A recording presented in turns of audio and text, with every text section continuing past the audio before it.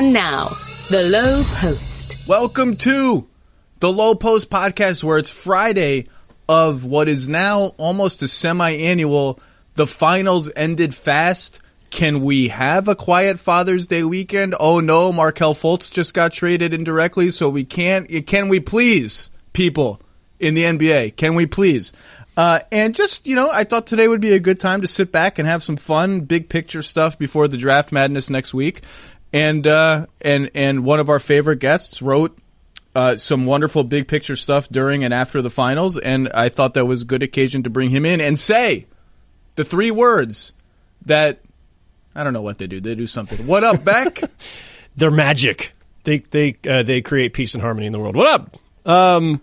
You'll be pleased to know, because you've made this saying world famous, I got a what up, Beck, by some random guy coming off the F train as I got back to my neighborhood in Park Slope yesterday. Just from across the way. What up, Beck? And I just kind of looked up, and he just kind of looked at me, smiled, and gave him a wave, and yeah, appreciate it. Thank you, random guy on the F train. Love that guy.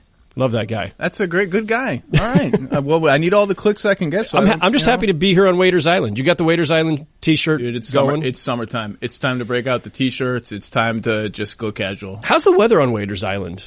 It's been a little rainy the last. I picture it kind of like since he got hurt. I picture it like the climate that follows Eeyore around whatever Winnie the Pooh's. What is the name of Eeyore, where Winnie the Pooh lives? No, but what is the name of Winnie the Pooh's community? Doesn't it have a name? Yeah, it does. Oh crap. Whatever. Testing my memory. Your daughter is much younger than mine. You should still be reading this stuff. Like 10 years ago, I would have known that. There's nothing wrong with Winnie the Pooh, right? Like but it's like some of these old children's books. It turns out they're like subtly racist or subtly sexist or not subtly sexist, or just a little creepy. Yeah, like the Winnie the Pooh's all right. Like I'm not going to open Winnie the Pooh and be like, oh, look at the Berenstain Bears. They don't want the panda bears to move in across the street from them. How racist is that? Very. My single biggest disappointment when my daughter was young and we're reading all these books, and you're going like, I'm going to go read her like my childhood favorites.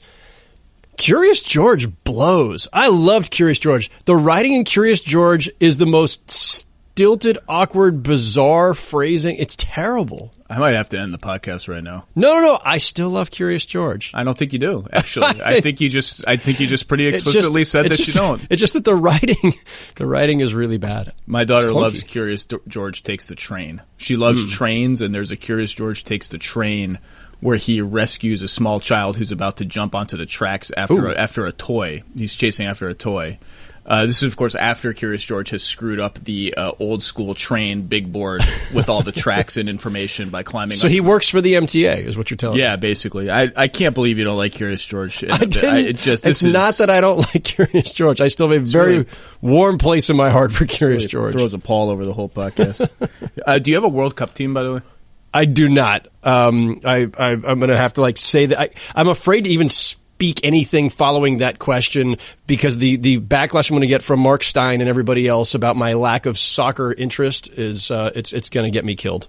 Well, you can just pick a team for the World Cup. Just pick a team you're going to cheer for randomly. You're welcome. Guam is Guam in the World Cup? I don't think Guam is in the World Cup. You're welcome on the Croatia bandwagon. Apparently, they're good. Yeah. I would happily do. We're going to do vacation in Ireland this summer. So is Ireland in the World Cup? Can I root for Ireland? No clue. Yeah, I got nothing for you. I know Croatia's group is Argentina, Iceland, Nigeria. No, Iceland. And Croatia. We're doing a stopover in Iceland on our way back from Ireland, so I could root for Iceland. Well, then we're enemies then, because they're in the same group. Yeah, I don't want to be enemies. That's too stressful. You wrote a piece that the minute it came out, I knew, this is gonna blow up into something, and it was about LeBron James' record. I love that the finals are so predictable that you can begin writing this after game one. Like LeBron's record is going to be 3-6 in the finals. All of these NBA luminaries are at the finals. Yeah. Let me ask them in the middle of the finals what it will mean for LeBron's record to drop to 3-6 in the finals, because we all know this is going to happen. Yeah. So you a star-studded roundtable of Kobe Bryant, Jalen Rose, Vince Carter, John Barry, Chauncey Billups, Isaiah Thomas, the Pistons, Isaiah Thomas, Paul Pierce, Grant Hill, 3D, Dennis Scott, about sort of what it means for his place in history that Michael is 6-0 in the finals. And you have the record. I believe Duncan was 5-1 or whatever it ended up. Yeah, being. I didn't list all of the others, but I probably should have. But they're really, the Bird was fine, 500 or better. Magic had a very good finals record, and then LeBron and Jerry West are sort of on this island of all-time pantheon players who are respectively 1-8 and 3-6 in the finals. And I just think. I think the discussion, I was worried that the discussion was going to be stupid, and it actually wasn't. It was quite smart. And predictably, Kobe drew the brightest line of, he has 3 championships. I have 5. I think, did you take the implication of that as Kobe is, in his mind, a greater player than LeBron James? And Jalen Rose correctly notes in your story, and I love when Jalen makes this point, if that's how we're going to do it, it's Bill Russell and everybody else. Like, the debate is over. Like, if that's how you're going to do it, it's not Michael, it's not LeBron signing, it's just Bill Russell and the debate ends. That's it. Yeah. No, the count the rings with all the Z's argument seems to only apply when people want to say it's Jordan over LeBron. And they never do put Bill Russell in there. And I think it's because LeBron, Michael's a different kind of player.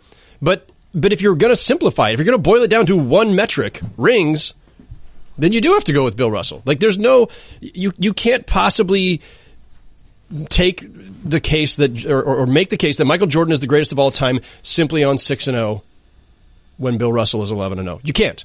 So, well, you could say, well, Russell played in a league that had X amount of teams and very limited playoff rounds, but sure. That's still the difference between 11 and 6. You're talking about double the rings. But this is why I'm glad Jalen brought it up. Rings. I don't know how to pronounce that many Z's. The reason I'm glad you brought it up and that Jalen brought it up and that you're recognizing Jalen brought it up and that we're having this discussion on that note in particular is because the second you start saying things like, well, all right, yeah, but Bill Russell played in a league with 9 teams and fewer rounds and best of 3 instead of best of 7, that stuff is called context. And when we start doing count the rings, what you're basically saying is context doesn't matter. Let's throw out everything else. Let's ignore era. Let's ignore style of play. Let's ignore what position they play. Let's ignore every other comparison point between them. Let's ignore advances in the game. Let's ignore how many times you made the finals. Let's ignore the opponents you face. You want to ignore everything. If you want to boil it down to count the rings, you want to ignore all context in every aspect that does not involve actual jewelry on the player's hand. So that's dumb. And if there was one person I identified most with in this entire discussion, I mean, I liked a lot of what a lot of these guys said. There's for those of you who haven't read it, obviously it's on Bleacher Report where Howard writes, it's the first thing that comes up now on his author page. It's really, all the voices are interesting in their own ways. It really was. I flew through it. I was like, this is great. It just kept going. I wish I had a little bit more time with each of them. I could have maybe made this even longer, but I think my editors might not have wanted it that much longer. The Cavs could have helped you out by winning a game. That would have helped. They were all good. They were all thoughtful. They all had their own unique takes on it, which is why I wanted to hit them all. But Grant Hill was the one I identified with the most, because Grant basically said, when it comes especially to the LeBron MJ thing, this is foolish, this is stupid, I don't get into it. And it's that's kind of where I am. Like, it's the enjoy them both for what they are, appreciate them both for what they are. They're very different. The game has evolved. As Grant pointed out, LeBron is kind of the face of this evolutionary generation of NBA basketball. And I don't think there's an objective answer. I don't think there's an objective truth here. I really don't. I could argue either side of it for an hour on either side. But I don't buy the idea that either one of those is definitive, and I certainly don't buy count the rings. So with regard to Kobe in our discussion did not bring up his own ring count. You could say that it's the subtext. He has on Twitter. Enjoy my 5. Hashtag. I think we did enjoy his 5. Like the point that he was making, I know, and like you've already kind of alluded to it, Zach, other people have certainly interpreted it this way. I'm not going to tell anybody their interpretation of Kobe is wrong. I will say this. When Kobe says to me on that call, in this conversation we have about LeBron and whether 3 and 6 matters, whether 8 straight finals matters, and Kobe's dismissing the 8 straight finals. Yeah, he said Now, this I thought was objectively ridiculous. You had a question that they all answered about, doesn't it mean something to make 8 finals in a row? Yeah. Which is the Russell Celtics and nobody, and then LeBron. And Kobe's entire response is, "You've known me long enough." First of all, I hope he said, Beck, you've known me long enough to know what I feel. Which is like, I'm sorry, Kobe. That's just ridiculous. It's just ridiculous to be that dismissive of it. It is ridiculous. The actual answer, I'm going back to my notes because I type my transcriptions literally, like I go word for word. Yeah. I said, what about the rest? Does 8 straight finals mean something? He says, Howard, you've known me long enough to know what my answer is. I wasn't going to put the Howard in the response in the roundtable. But, and then he went off the record for a minute to okay. All right. Well, that's exciting. But when he says you've known me long enough to know what my answer is, like that works on multiple levels. I have known him long enough to know what his answer is. I have to ask it anyway, and I want to stress the point because to me, I think 8 straight finals does mean something. I think that is an incredible achievement unto itself, especially considering we haven't seen it since the 60s. The level of endurance. Yeah. Like, we're sitting here listening to the Warriors whine about how this is 4 years in a row, it's so hard for us, and blah, blah. Okay, this guy did it 8 years in a row. Yeah. No, but it is hard. They're not wrong. I mean, no, they're not. They're a little whiny, but they're also not wrong. I put that question to Sam Smith, the great Chicago Tribune reporter for years who covered the Jordan era, of course. I asked him about this a couple years back when I was writing one of various versions of Jordan versus LeBron and all this stuff, about whether they would have won 8 straight, because a lot of people believe that. And Sam's like, no, of course they would not have won 8 straight. Like attrition, fatigue, all this stuff, it would have caught up with them. They would have probably still won 6, but not 8 in a row. Anyway, when Kobe says you know me long enough to know what my answer is, and any other response that people are reading into, he's not saying necessarily my 5 are worth more than LeBron's 3, and it's about bringing it back to himself or his own legacy. I understand people reading into it. I'm not dismissing that it's maybe part of this and that there's a subtext, but I will say this. Kobe's been consistent since the day I met him in 1997 all the way through. Before he won championships, after he won the 3, after he won the next 2, in between. Kobe has always been in the count the rings camp. Always. That's who he is. Maybe it's his fault. Maybe this entire strain of discourse is actually not Michael's fault, but Kobe's fault. I think it actually is Michael's fault. Michael was the one who always started doing the hand gestures. Actually, Ron Harper would do the hand gestures too. Like people would be like sniping at him in hostile arenas, and Harper would just start flashing the number of fingers for whatever his ring count was at that time. And Michael used to do that. Kobe started doing that. I support more gesturing like that. Were you at the Sixers game 4, when Markieff Morris flashed the 3-0? In Embiid's face when it was clear the Sixers were going to win the game. And yeah. I support all numerical gesturing in game. Absolutely. But Kobe's been consistent on this. Now you can disagree with count the rings, and I do. Like I'm not a count the rings guy. I've made this clear. I think you and I share that. But Kobe always has been. And so like people should at least understand what he said in that context. That before he got to the NBA, he was about the rings, and as he said to me, that's what I admired or looked up to in Larry Bird and Magic Johnson and Michael. Like it was the championships, and then during his own career, that's how he defined success. This is consistent. So if people want to say, "Oh, Kobe's saying this only because he wants to trot out his 5 to put himself over LeBron and his 3, or to ingratiate himself, insert himself into this conversation," whatever it is. Again, I'm not going to dismiss however people want to interpret what Kobe said. I would just say that he has been consistent throughout his career, throughout the 21 years I've known him, that he's about counting the rings. He's about the championships, and that's his perspective. That's fine. I have a couple of what-ifs for you. I got a couple of what-ifs for you. I just wonder how they would change this debate, because as Kevin Pelton has written for us, statistically, by the end of LeBron's career, it's not going to be close. LeBron will trump Michael essentially in every statistic except for rings, and who knows, right? Who knows about that even? Someone said it in your story that LeBron is closer to Magic than Michael. I don't remember who. Dennis Scott made that point. Yeah, and actually, I think that does LeBron a disservice. I don't think that's true. LeBron right now, points per game. Where do you think LeBron ranks all-time NBA points per game average? He's top 5, I believe. Fourth, and he's 0.2 away from number 3, which is Elgin Baylor. So LeBron is like in the conversation for greatest scorer of all time. Now, he's not the greatest. That's Michael or Wilt are 1 and 2.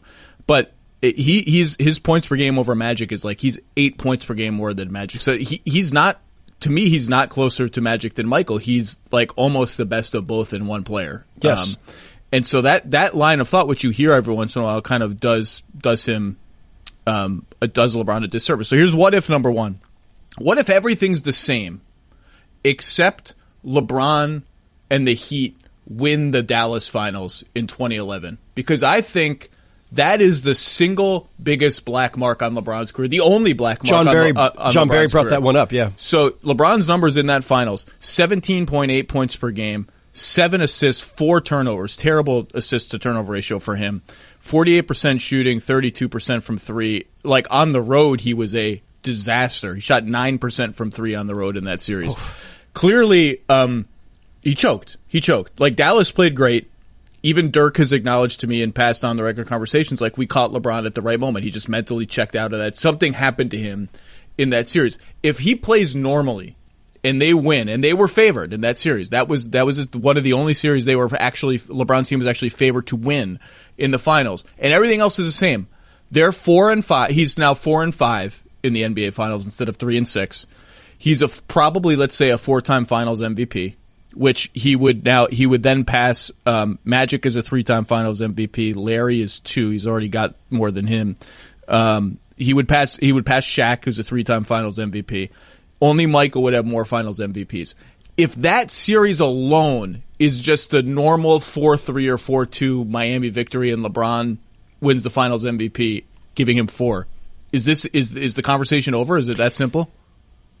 I think it would remove one of the biggest stains, maybe the biggest stain on his finals record. It would remove one of the mallets that people use to bash him, is that 2011 finals. However, I think what's happened is, in addition to the impossible, Jordan image and Jordan idolatry, where Jordan has, never made a mistake, never missed a shot, took every game-winning shot for his entire career, solved world hunger during a timeout, and brokered a Mideast peace deal. I don't remember those stories. Between Game 6 and 7. I think that's fake news. I think you're making that up. No, he never did anything wrong. There's been this mythology that's grown out of the Jordan legacy that's I think made him even bigger than he was. But part of it is the 6-0. 6-0 is like, it's impressive. It's amazing.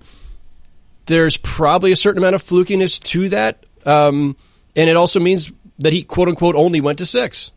And his career was shorter. And I will say that even though a lot of those series, almost all of them were 6-game series, and they were pushed in other rounds by the Pacers in 98, by the Knicks in 92 or whatever that was, when the Knicks took them to 6 and were up 2-0. The Knicks took them to 7 one year and then 6 another year.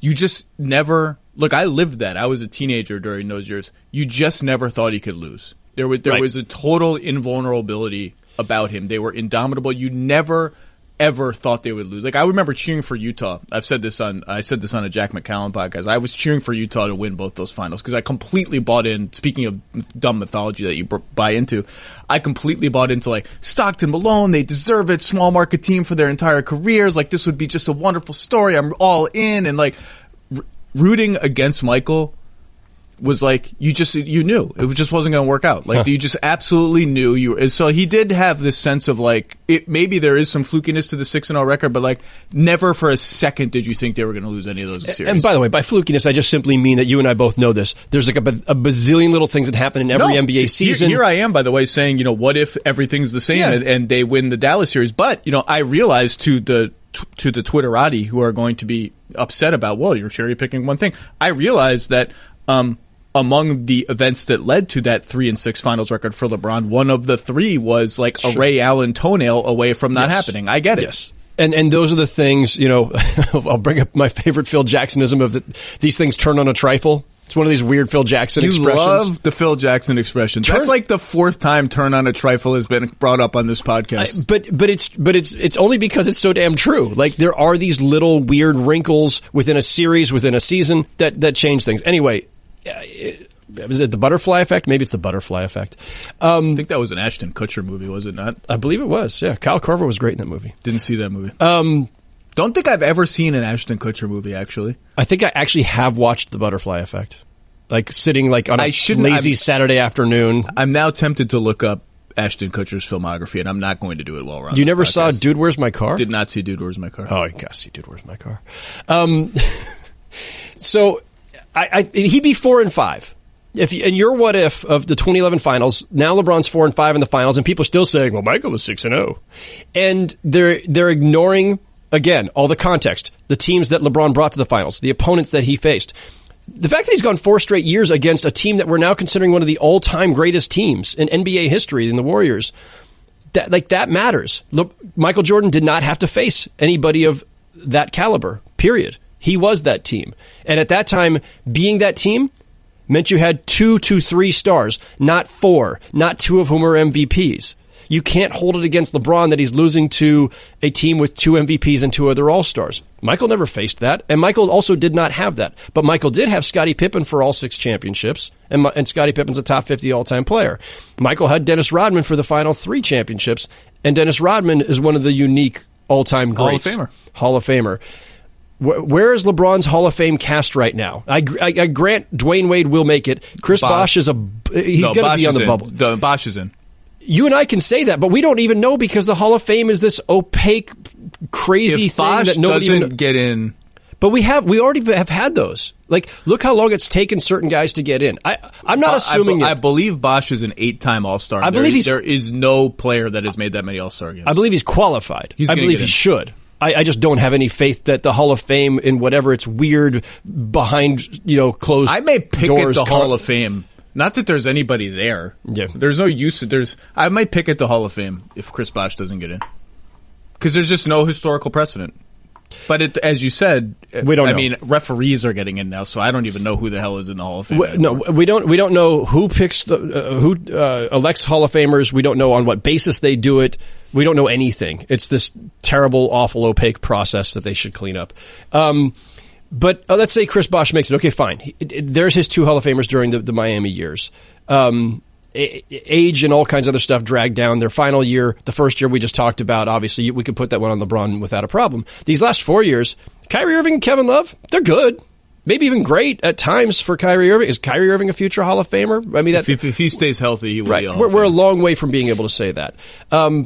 Also, by the way, if we're doing the what-ifs, maybe it's on your list of what-ifs that you were going to get to. What if Kyrie and Kevin Love don't get hurt in 2015? That's not on LeBron. It's not on my list. Okay, but that's not on LeBron. And that Michael wouldn't have let those guys get hurt. Okay, Michael would have killed Kelly Olynyk before he could yank Kevin Love's arm out of its socket. That finals, LeBron got them to a 6th game, as we recall. You and I both voted for him for MVP. It's ridiculous that series went 6. It went 6 because retrospect. Right, and only they because almost of LeBron. won Game 1. Now, granted, Kyrie didn't get injured until right before overtime of that game, but they almost won Game 1. So if Kyrie doesn't get hurt in Game 1 of that, if Kevin Love plays in that series, I mean, we don't know. That's pre-Kevin Durant Warriors. They might have won that one. So there's another one that could have been in the win column that has nothing to do, in this case, with LeBron choking or LeBron having any deficiencies. It has totally to do with his 2 best teammates going down. So again, that's why I hate the 6-0 versus 3-6 thing. And so I asked Paul Pierce and a couple of them at one point, well, what if he somehow still gets to 6? What if he ends up 6-6 in the finals? He'll still match Michael's ring count. Are we going to hold the 6 losses against him, or are we going to say, damn, dude went to 12 finals? Dude, if he goes to 12 finals, they should change the name of the finals to like the finals presented by LeBron James or something like that. If he goes to 12, it's just ridiculous. It would be, and it's also not completely out of the question. I guess you could change the name to the finals presented by Bill Russell already. He went to 11. I mean, there you go. But that would be the height of idiocy to say that LeBron going to 12 finals and winning 6, that he's still short of Jordan because Jordan's 6-0. Like at some point we can't take the O part of it and make that the entire thing. And also a lot of things weren't talked about this way before. This is among them. We never talked about guys' finals win-loss percentage until LeBron came along. That wasn't a thing. Well, we went through a period where the world was just determined to not like LeBron James, and we've now graduated from that period many years ago at this point. I will say this. I bet if you kept everything the same and the Heat won the 2011 finals and he was a 4-time finals MVP, I bet the narrative today would be more than 50-50 he's already the greatest player of all time. I bet if you just changed that finals, because that's the finals, like I said, Michael was indomitable. I don't care what he shot. He had some off shooting games here and there. You never thought he was ever going to lose. Yeah. And that finals, LeBron choked. And Michael never had a moment like that. Like an extended series where mentally he just wasn't there. He was afraid to shoot, blah, blah. So that if you just change that, I bet the narrative is today that it's more than 50-50 he's the greatest of all time.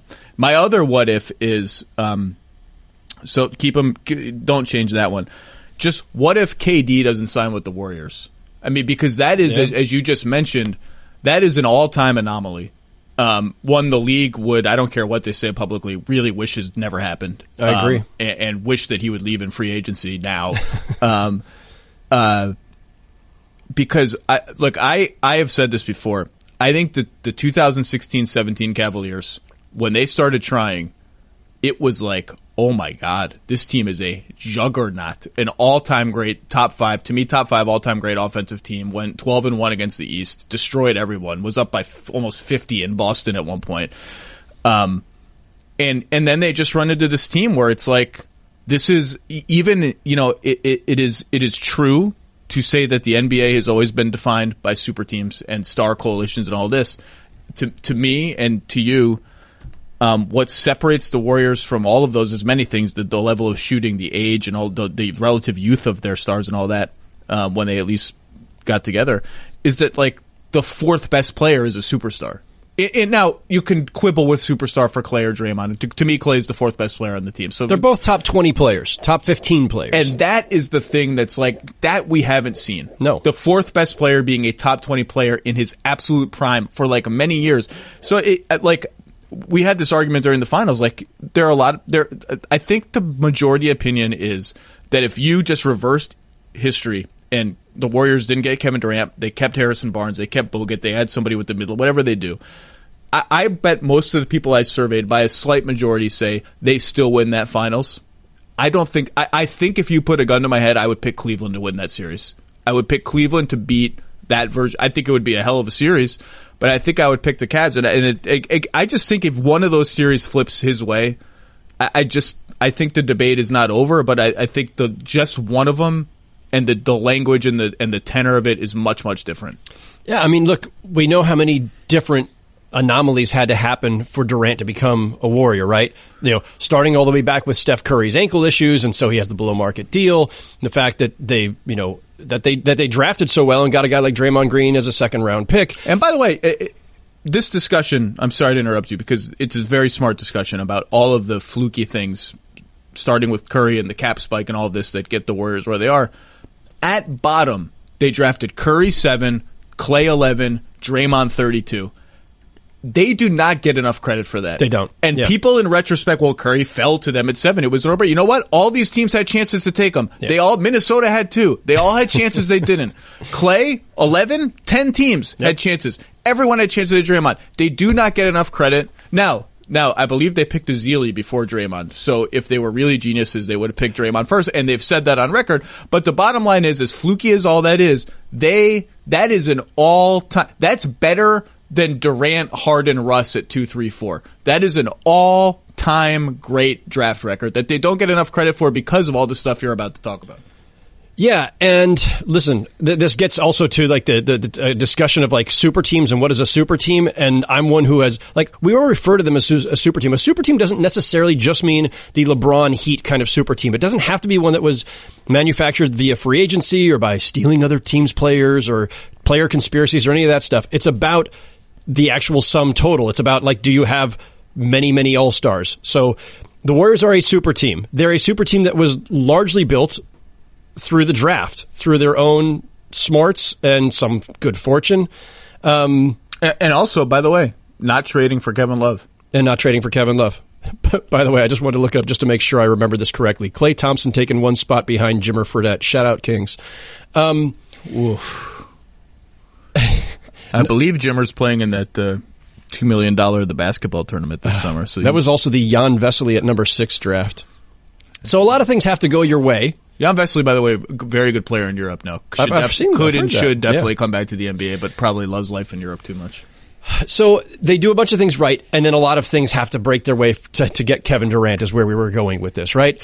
So by everything that the NBA has established over the last 35, 40 years of trying to manufacture an economic structure that hopefully disperses talent, especially high-level talent, through the cap, through taxes, luxury taxes and super taxes and all these mechanisms and bird rights, it all broke down.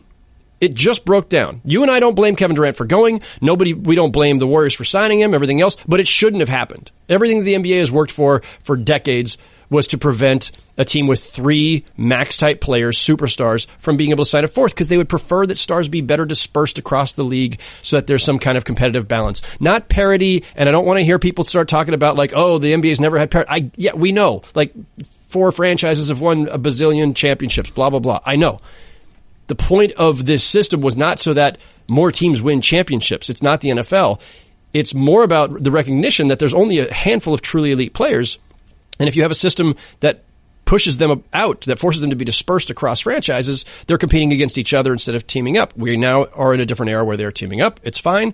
I have no problem with it. But that's the context for LeBron's finals defeats now, because Kevin Durant was able to join a team that had already won 73 games and had already won 1 championship. We can't ignore that. Like that matters. So yeah, for your what ifs, yeah, what if there's never a cap spike? What if the union had agreed to smoothing, which most of us believe they should have anyway for all kinds of other reasons? I know that there's still some math that says the Warriors could have still gotten Durant, maybe, but they would have had to probably sacrifice, I think, Iguodala and Livingston. Yeah. Real stuff. Right. You know? I mean, we didn't just spent the whole playoffs saying, well, if we had Andre, we would have beat the Rockets in 5. Blah, yeah, that blah. matters. That matters. So, without the cap spike, we might be having a different discussion right now. That all that stuff needs to be taken into account, and that's why I'm always arguing for context instead of rings. Next, you're holding up the line, ma'am. What did you say? You're next in line for the water slide, ma'am. Feet forward and enjoy the ride. Okay, dearie, this does look fun. Whee-oh, you melted me. I've melted. The Wicked Witch of the West on a water slide? Surprising. What's not surprising? How much you could save by switching to Geico. See what you've done. Oh! Geico. 15 minutes could save you 15% or more. Because Kobe has been so central to all this noise over the last 2 weeks, I thought it would be fun to just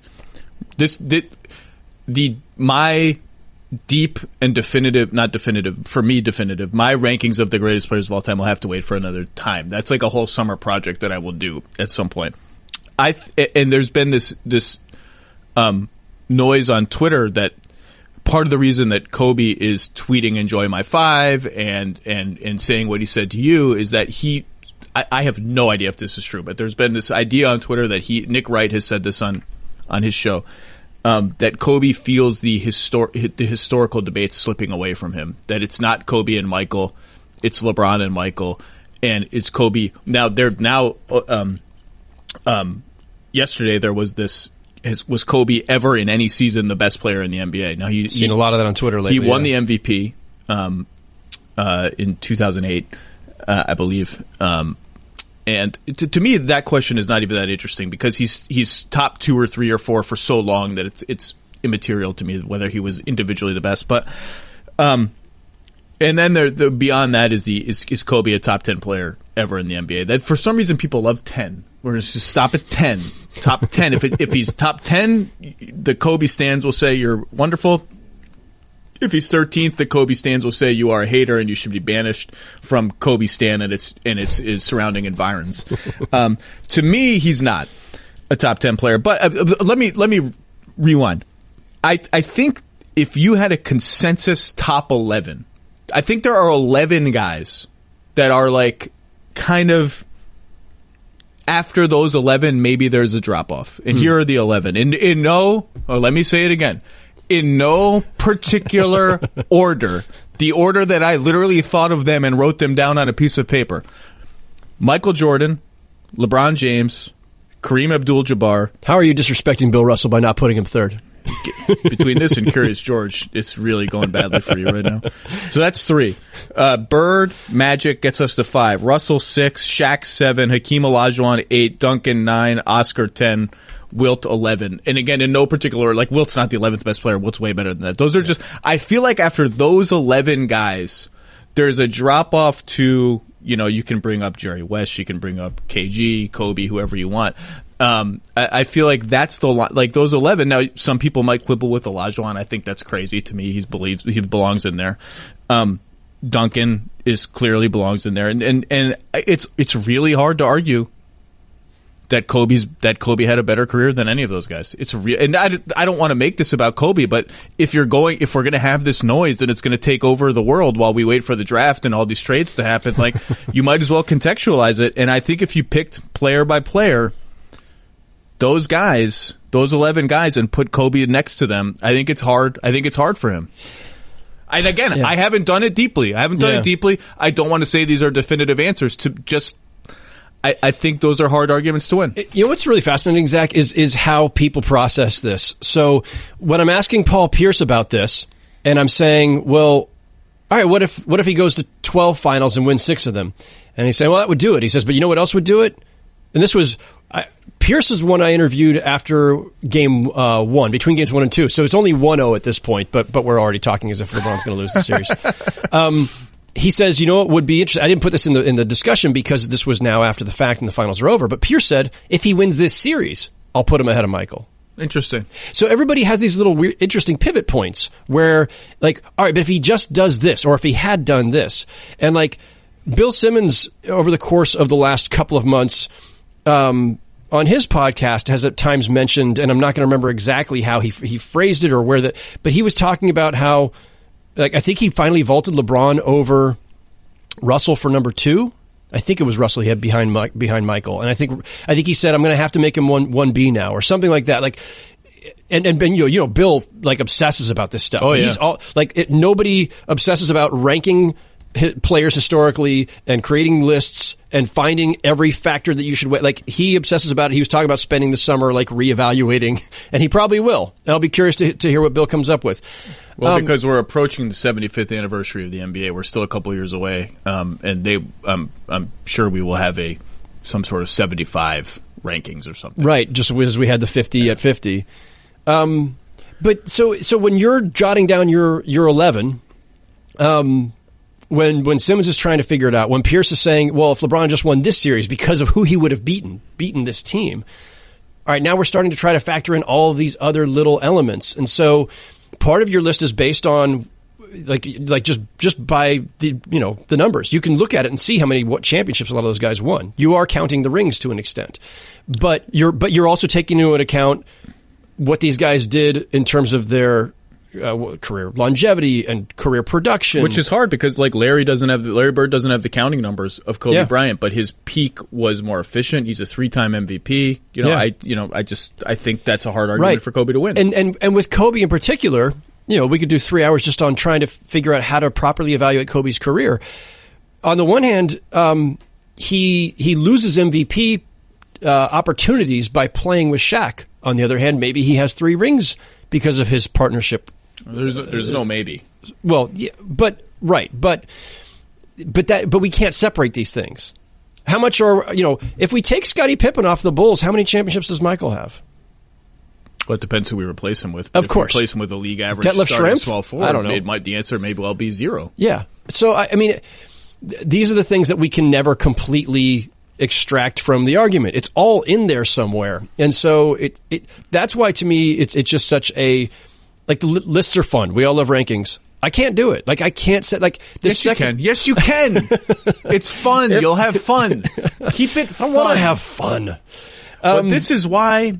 I'm sorry. Go ahead. Well, I'm just saying, as an academic exercise, the second you start to go down one path, you can immediately turn it around and say, yeah, but this guy played longer, and we can't we should reward him for his longevity, or and that's another thing that's coming to the LeBron discussion. Well, sure, LeBron has passed Michael in certain categories, and he's going to pass him in all these others. He's playing longer. Well, that matters. Kareem is the all-time scoring champion, and nobody ever asterisks it by saying, well, he extended his career by a couple of years where he wasn't as good. No one's saying he's stuck around a stat pad. We just say that Kareem was the greatest scorer of all time because he's got the top total. And in Kobe's case, like, winning the 2 championships without Shaq matters.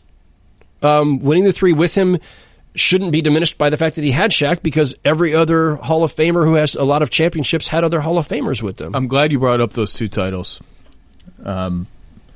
Because in addition to the series we've talked about, the other, I'll never have time to do it. I would like to go back someday and watch the Magic Cavs series from 2009 conference finals, and maybe the Boston Cavs one from the next year, because those are the other 2 where you wonder, if LeBron steals a championship in either one of those seasons, where I believe they were the number 1 seed both years, is this a different conversation? Then you look at those teams. I mean, those teams are they're not good. Like the 2008-9 Cavs are not good. They're really just better versions of the 2007 Cavs that everybody laughs at now, is this inept cast of people that, like, the difference is essentially like Mo Williams. Like, I mean, that's it. And you look at the roster of those teams and you're like, I don't know that it's especially surprising that they lost in those playoff rounds. In 2009 against the Magic, you're talking about a Cavs team that's starting Anderson Varejao at the 4 with Ilgauskas against a very modern Magic team that's playing Shard at the 4. And, like, yeah, shockingly, the Cavs are kind of flummoxed by this 4-out look that Anderson Varejao and Ilgauskas are ill-equipped to guard. And then the next year, of course, he gets the elbow injury or whatever the hell happened to him. But those years, once KG got hurt, became sort of open years where if he snuck one, because those Lakers teams were good, but they were not, like, by the historic standard of champions, they were not like a great championship teams. They were very good teams, but they were not incredible championship teams. They're not all-timers, right. You wonder if he sneaks one there, but they didn't. And you look at those rosters, it's like Ilgauskas is the 3rd leading scorer. Like, late career Wally Zerbiak is involved, and then Shaq comes along for this. They're just not good teams. Like, people remember them as good teams because they were number 1 seeds. One of them, I believe, was a 66-win team. Like, they were really good teams. Like, they're just, like, roster-wise, no. There is not, like, Anton Jameson was, people are like, Anton Jameson, he's going to be a big factor. In 2010, KG he didn't just eat Anton Jameson's lunch. He ate his lunch and regurgitated it all over his face. I mean, it was like, and Ian Thompson, I'm reading Ian Thompson's new book. He talks about how the Celtics mantra in that series was KG should shoot 20 times a game, 20 shots. Like, those teams just weren't good. Like, they were good, but they were, like, the supporting cast is just not good. No. And you're right that looking back at the records of those teams, but again, that's just a testament to LeBron. Like, those teams should not have won the number of games that they won. Yeah. The help around him. He had broken down Antoine Jameson, and then the next year he has broken down Antoine Jameson and broken down Shaq. Like, this is why he left the first time. Yeah. But for some reason, history shines upon those teams as distinct from the 2007 team, like better than the 2007 team. And to me, they're sort of just slightly better versions of the same team. Like, it's just they weren't slightly better. By the way, as long as we're going through what ifs, and not to diminish Kobe's legacy, but Kobe is one weird Game 7 away from not winning that 5th title. That Lakers Celtics Rocky Apollo Creed thing where they're both just falling down. That was an unbelievable Game 7. That was so bizarre. Well, we may never see anything like that again. By the way, speaking of that, so Doc Rivers will still tell you that starting 5 has never lost a playoff series. Okay, it hasn't. Interesting thing, and I don't remember if this has been published or not, but Ian Thompson's book, The Soul of Basketball, gets into this series a lot. Ainge is quoted in there. Remember, Perkins gets injured in Game 6. And there's this sort of, what if Yeah, he's healthy. And Sheed got hurt in that series too, right? No, Sheed played. Maybe he got hurt, but I he think played. He played was 30 lot. Sheed was old and out of shape, but he was. Yeah. But Ainge is quoted in the book, and maybe this is old and I forgot about it, as saying, I don't buy into this idea that if we had Perk, we win Game 7 because Sheed gave us 11 and 8 in that game, and his outside shooting was big, and we needed his offense. It's interesting that Danny is on record in the book saying, I don't kind of buy into this Perk noise. No, and I'm not saying Celtics healthy, they win. I'm just saying there were some caveats and context to that series, and it was very close, and it did go to Game 7, it did go down to the wire. And you and I have talked on this podcast before about how close the Lakers were to winning one championship with Shaq and Kobe instead of 3, because year one of that run, they're down 15 points in Game 7 of the Western Conference Finals against Portland, one of the great all-time comebacks / one of the great all-time chokes.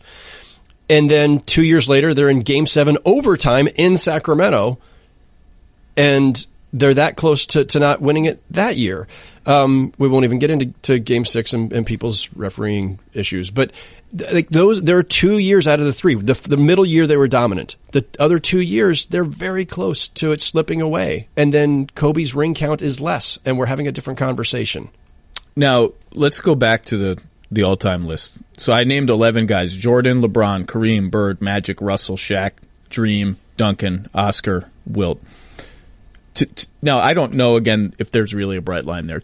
At first glance, there's a bright line there. But the players that I'm interested to see if and when I get the time to dive deep, do they belong either in that group, above somebody in that group, closer to that group than they look at first glance? Kobe we already talked about. I can't wait to dive into KG, because I think KG is historically underrated given what he did on defense in his prime. I bet he's closer to being in that group, or maybe should be in that group more than I'm giving him credit for at first glance. Jerry West, who I talk about all the time on this podcast, is just chronically underrated in every debate. Greatest Laker, greatest guard, whatever. He's just chronically underrated. Karl Malone, second leading scorer all time, has no championships. And that's going to be, but he was a very good defensive player in his prime. I don't even know where he is. I feel like he's become underappreciated / denigrated since his retirement. The modern era of basketball analysis does not favor him for some reason. Yeah. There's a bit of a Malone dismissal. And the reason I started thinking about this is because I spent the entire last 2 rounds of the playoffs thinking about and talking to people about Kevin Durant for this feature I ended up writing on him. Which is great. Yeah, I read that. And I had a line in that feature that, Kevin Durant is going to go down as one of the 10 best players ever, at number 15 at absolute worst. You're actually, you can't, that top 11 is so good that you got to be really careful talking about any current players no brainer they're going to crack that top 10. To being one of the 10 greatest players of all time is really, really, whether you want to talk about Curry or Durant or Harden or whoever you want to talk about, it's going to be, that's a hell of a group. That said, KD is going to be historically, now if he really retires at 35, we'll see. Which is interesting that he said that, because KD's whole thing is, I love to hoop. I'm a hooper. I'm a hooper. But he's also talking a lot about how I'm interested in all the other things. Yeah. He's complicated. Yeah. He's already 41st all time in total points. He's 20,900 plus points. If he averaged 25 a game in 70 to 75 games for the next 8 years, he will finish around 37,000 points. He'll be a top 3 all-time scorer in the history of the NBA. Now, maybe that's optimistic. Maybe I should down it to, if he declined it to 22 points or whatever it is. He's going to finish. So Karl is at 36,900. Kobe's next at 33,000. Kevin Durant should pass Kobe. Kevin Durant should end as the 3rd or 4th, leading scorer of all time. And LeBron will have something to say about that too. He's currently 7th. You add up 2 Finals MVPs, a regular season MVP, whatever he does, his all around game, his defense, his shot blocking that we saw this year, he's going to crash that group. He's on pace to crash that group. I think historically it's going to be fascinating to see where KD ends up. And Curry, the way he revolutionized basketball, 3-time champion already, 2-time MVP, he's going to be in there somewhere if he keeps playing like this. I don't know where he is points wise. He's a little younger. He doesn't have the longevity. He's only at 14,000 points, but it's going to be very interesting. And by the way, I will die on the hill. I will die on many metaphorical hills, including Julius Randle Hill. Is Julius Randle Hill located on Waiters Island, or is it is a separate place that you visit? Separate place that I visit. Okay. I just need it's very crowded. It's very crowded. I need a map like there is for Game of Thrones, showing me where the various hills are and Waiters Island is. Well, the Ringer did that last year. They did, where like Hazonia Hamlet is, which is I believe Hazonia Hamlet sunk. They had someone had a K, like CAY. Someone had a K. I missed this. How did I miss this? It mapped everything. Waiters Island, of course, was a centerpiece. Of course. I will die on the hill that this whole stupid Curry has never won a Finals MVP debate. You and I voted for LeBron in 2015. I've said this before. If I had voted for a Warrior, it would have been Curry, not Iguodala, and I think it's ridiculous that nobody voted for Curry that year. Just end of. I don't know. Like, Iguodala was unbelievable. Multiple 20-point games, defended LeBron, the whole thing. Like, somewhere in the discourse of that series, the fact that Golden State's entire offense was they're trapping Curry at almost half court, and everyone is getting these like laughably easy shots because of that, and he's still scoring 25 a game. Somehow that got lost. Yeah. No, that was a weird thing. It was a weird thing. Like you, I have no regrets about my vote for LeBron in that series. And I voted for Durant the last 2 years. And I'm frankly, Marcus Thompson and I talked about this on my podcast a couple days ago. I'm frankly like baffled by the backlash about the Durant winning MVP, as if he was somehow an undeserving, or like Steph was like demonstrably more deserving. Like he was. Like Kevin Durant's numbers were better across the board for the series, and he threw the haymaker that ended the thing in Game 3. Like, I know Curry had a big game in Game 4, but Game 4 when it's 3-0, Game 4 is... Yeah, Curry's got to have like 50 in that game for me to sway the debate. We all know this. We've covered the NBA forever. We've all fans who've watched the NBA forever. 3-0 means it's over. 3-0 is basically 4-0. You play one more game because you have to. 3-0, it's done. And the kill shot was Durant's, both literally and otherwise. Like the 3-point shot, but also that game. He had a historically great game in Game 3. And his numbers across the board, just averages for the series, were superior to Steph in basically every category, and including efficiency. So I don't see why there's a backlash. I get it. Without Steph, the Warriors aren't the Warriors, and everybody recognizes that. But that's not what Finals MVP is. Finals MVP is who had the best finals, and Durant did, not by a lot, but he did.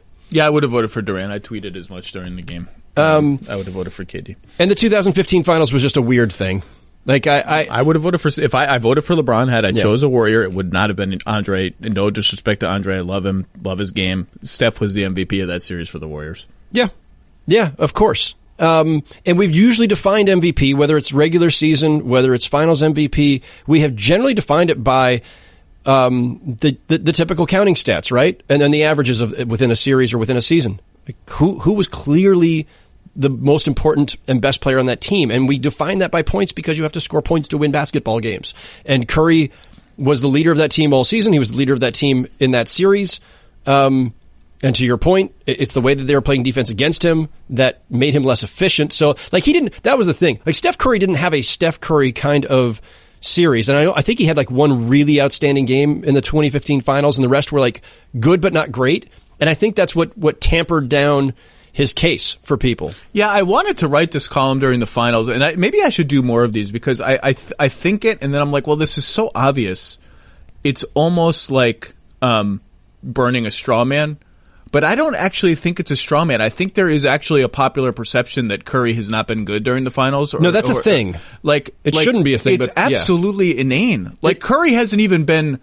or even the perception is like Curry has been just like okay during the final. Curry has been outstanding during the Finals every time. Now, he's had a couple of bad games here or there. Not a couple. He's had a couple of egregiously bad shooting games. Right. And so he hasn't been MJ-like. He hasn't been indomitable. He hasn't been like super, you're getting 50% shooting every game. But this idea that he's been like well below his standards in the finals is just dumb. Yeah, like looking back, so we don't need to relitigate 2015 finals, but like, game one, he goes 10 for 20 from the field, 26 points. That's solid, but that's not a like dominant knockout kind of performance. In game two, he's 5 for 23, and I think that stuck with people, and they lost that one, and it's a home game, so now they were 1-1. They're in a little bit of peril.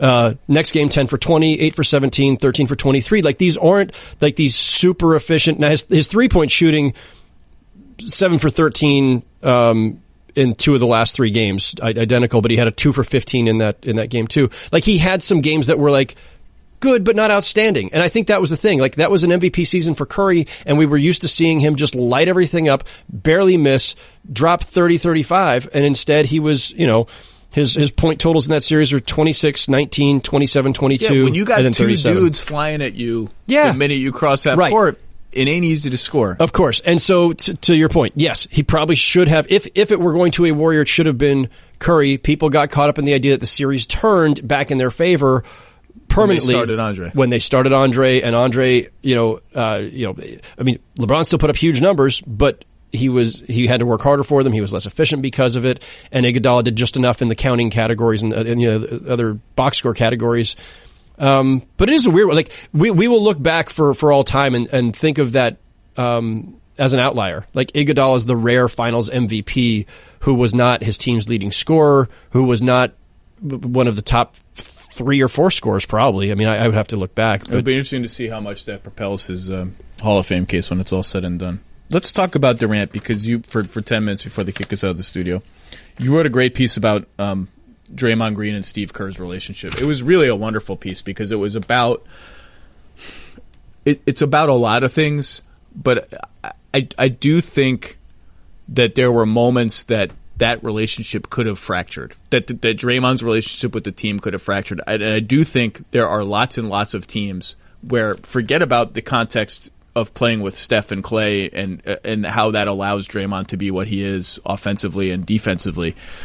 I just do think there are teams just culturally where, had they drafted him, that it would have gone badly. Like, I think his personality is so fiery and walking the line that it took a healthy team culture to keep.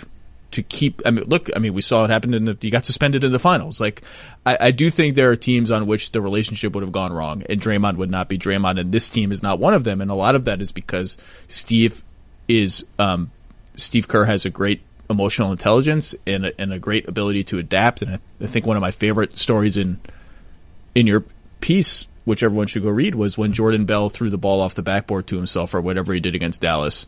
And Kerr's inclination was to be the old school scold coach and, yell at him. And he thought of Draymond, or Draymond talked to him, I can't remember whichever it was, and said, "Hey, look, remember me, coach? Like, you got to let me do my crazy stuff. You got to let me take bad threes, so when they go in, I can mother the bench on the other team." And it's all in your story. And maybe you got to let Jordan Bell do that, because for Jordan Bell to get his feet wet in the game and to feel like his rhythm and all that, like, maybe he's got to do that. And I thought that was really telling. It was a really wonderful story. Thank you. The story actually begins with that quote. I'm glad you singled it out, and a lot of people have I think it's interesting how people have honed in on that quote, because it was at the very end of the story. But the story begins with that quote because I was in Oakland in March to do a story about Jordan Bell. And when I sat down with Steve to talk about Jordan Bell, and I said, it seems like he fits with you guys in all these different ways and all these different levels. So the story was called The Perfect Warrior. Part of his fitting in perfectly is that he has this natural bravado about him, where in the final minutes of a blowout against Dallas early in the season, he throws the ball to himself off the backboard. And yeah, Steve's first concern is, oh my God, we've disrespected the Mavericks, and Carlisle's going to be angry, and I don't blame him. And he went and apologized to him immediately. But when Steve goes back to the locker room and he asked the team, how many of you thought that was wrong? And like Sean Livingston, Andre Iguodala, David West, Kevin Durant, I think Durant was in that group. A lot of guys who were the older or old school raised their hands. They thought it was the wrong thing to do. How many of you guys thought that was great? Draymond and a bunch of the younger guys raised their hands. Clay's FaceTiming with his dog, not paying attention to what's going on. Clay was studying scaffolding. And So Steve tells me about this moment, and I didn't include all of this in the story because like it would have just been too far afield. It was too much of a tangent. But I did not include it in the Jordan Bell story that I wrote a few months ago. But it was interesting, and so as he keeps telling me about this and how they had this discussion about it, that's when he says the quote that I did use later in this Draymond piece, where he says, Draymond's had a really big impact on me. Because here he is, this guy who was a second-round pick, a tweener, what position does he play, to a guy who's a perennial all-star defensive player of the year. How can I tell him that he shouldn't be who he is if that's what got him here? And that Draymond's whole point in the Jordan Bell context is let Jordan Bell be who he is. Let him make his mark. Let him say, look at me, I'm here, NBA. And so I filed that away mentally and otherwise in my laptop thinking there's something more there. If he thinks that Draymond's had that big an impact on him positively, like, what kind of impact has he also had on Draymond? And thinking back to the OKC fight that they had, and thinking back to the great story by Ethan Strauss talking about how, like, the Draymond problem and whether the Warriors could survive Draymond Green, which was a real thing 2 years ago. And I went back to them, and that's where it started. But reading that quote to Draymond is what got him talking about how they evolved. There's also a certain trust. Steve was on my pod the other day talking about, these plays where Draymond passes up open threes in the finals and pivots into the handoff that Steve wants him to make, that maybe he doesn't make it a regular season sometimes because he wants to shoot those threes and turn to whoever and say, blah, you got to guard me, blah, blah. There's a certain trust that at go time in the finals, he is going to make the right play. Like, there's a certain earned understanding that you can only have over years of working together. Yeah, okay, so he's going to do this against Utah in February. But when it counts, he's going to make the right play. Draymond is one of a kind personality, and I do think it has taken that kind of relationship to bring out the best of him, and he's a one of a kind player too. Like Pelton wrote during the finals, is he a Hall of Famer? He's going to make the Hall of Fame. Draymond Green is going to make the Hall of Fame. Be ready for it. He's a 3-time champion on what is going to be a dynastic team. He's a whatever time All-Star, all NBA player. Like, those guys get in the Hall of Fame. Yeah. Like, that's what happens. Like, those players get in the Hall of Fame. KD, the parade stuff was so interesting. It's weird. Because my takeaway from talking to everyone I could talk to about KD, including everyone on the Warriors, my theory, it's unprovable. My theory is that a lot of people with that team, not all of them, but a lot of them, spent a lot of this season way more worried than they will ever let on publicly that he was going to leave. And being confused about how to deal with him as a personality. Kerr came on the pod and talked about this lunch that he and Kevin had in Portland around the All-Star break, where all he said was he was just he was drifting away from the team. We didn't really know why. There's like a certain unknowable quality about KD.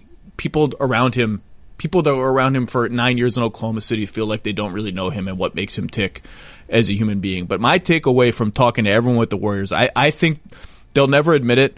It's just a sense I get about how they talk about him, how much they're willing to share about him. Then you throw in the parade stuff and the fact that they felt like a little more comfortable joking with him after he came out in multiple outlets and said, "I'm coming back, I'm resigning." I think, and I'm confident this is true on some level. I think they were worried he was going to leave. And again, it's easy when you win, right? It's easy to say, "Oh, the culture is so good, they're winning. Like, winning is fun. Everybody wants to win." I think things like that lunch in Portland, where they know how to clear the air, they know how to get guys back into the fold. But I think they were worried. Yeah, I think Kevin Durant had a very strange season. Just from the outside, you could see it. You think about all the texts and the ejections, and then some of just the discomfort during the Rockets series, and then him being very uncomfortable with the idea that suddenly it's about me and my ISO play that's now the cause of this, and that made him kind of testy. Like, he had an interesting, weird season. It was not a smooth ride. Like, year one seemed far smoother, and year two did not, for whatever reason. And I don't have any doubt he's going back. Marcus Thompson on my pod the other day said he's going back. Yeah. How many years he goes back for is a complicated question because of the CBA and all that. You ask people with the Warriors, people who either are or were with the Thunder, what do you think is going to happen? You ask 50 people, do you think he ever wants to be the undisputed guy on a team? Do you think he wants that? Because, Russ was co-number one option and controlled the ball more. Steph, this is Steph's team forever. It's Steph's team. It's never going to be his team, ever. And you get 50% saying, yeah, I think he'll play 2 more years with the Warriors, rack up championships, and then go save the Knicks. I think he wants to do that. And then you get 50% saying, I think he wants to do that, but he's afraid to do that, and we don't know what that means for Warriors. I just think he's a fascinating player. I think the idea that any player in the league thinks they can save the Knicks is kind of funny, but not even LeBron can do that. I don't think. Someone's going to do it. It's just if we live in New York long enough, the Knicks will be saved. It's just look, the Warriors were one of the more hapless franchises in the NBA. If we stay in this city long enough, it's going to happen. And for the same cause, because the Warriors had terrible ownership, and the Knicks still have terrible ownership. Yeah, but they may turn it around one day if Dolan sells the team. I don't. Durant is so hard to read that I believe that all of those things are possible. I also think that once he's there for whatever this next contract is, whether it's a 1+1 or 2 years, whatever it is, unless things get really stale there, unless something else happens, I think it'd be hard to leave. First of all, I'm a little biased, but the Bay Area is a wonderful place to live. It's a nice place. I think he just bought a place in San Francisco. Is that like he and Lee Jenkins did the story from like his new penthouse apartment or something? They're gonna have this amazing new arena that's going to be right down the street, and he plays with you and I, we've talked about it. Like where would you rather play if you're a player of any caliber, than for a coach like Steve Kerr, who has this great way about him, this incredible emotional intelligence as well as all the coaching aspects of it. Bob Myers, similar in that way, ownership that's always going to spend, great team. Like I suppose within every competitor, there's that need to go like I got to have my own team thing, but usually that fades the longer into your career you get. It was only in their 30s that Paul Pierce, Ray Allen, and KG were accepting of that concept of playing together, and no one guy was the guy necessarily. So the deeper into his career that Durant gets, I would assume it's less likely that he wants to go strike out and say, okay, now at age 32 or something, now I need my own team. I don't know. We shall see. We're going to see a lot of things in the next 3 weeks. Oh, my God, are we going to see a lot of things? It's going to be awesome. We need to vacate the studio. Howard Beck's piece, Kobe Bryant, NBA greats get lathered about LeBron's legacy. That's a good headline, lathered. And the piece about Draymond and Jordan Bell are right before that in the archives. They are outstanding. The Draymond Kerr one was a great idea and a wonderful distillation of a simple idea that was how it plays out within the team. Highly recommend it. Well, let's enjoy the weekend, hopefully. Thank you. Yeah, I think we maybe our last peaceful weekend, and otherwise see you at Summer League. All right. Howard Beck, everyone.